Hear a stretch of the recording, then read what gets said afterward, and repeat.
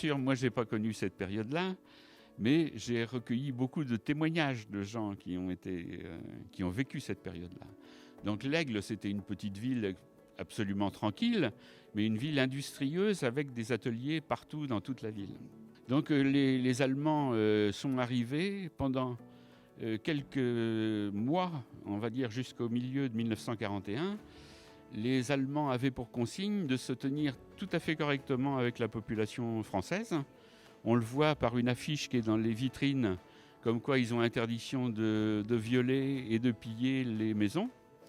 Et donc on le voit aussi dans la manière dont ils se comportent en allant sur le marché de l'Aigle ou quand ils croisent les populations sur les photos qui ont été recueillies de cette période-là.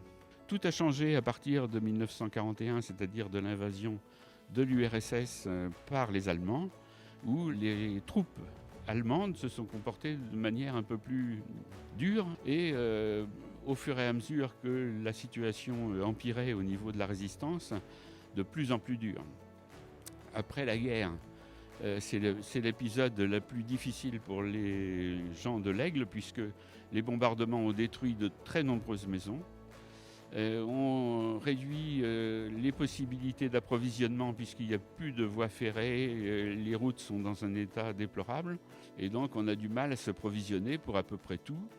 Donc on voit dans les vitrines qu'il y a des bons de restriction pour à peu près tout ce qu'il faut acheter, que ce soit la nourriture, que ce soit les chaussures, que ce soit les vêtements, même le gasoil, même l'essence.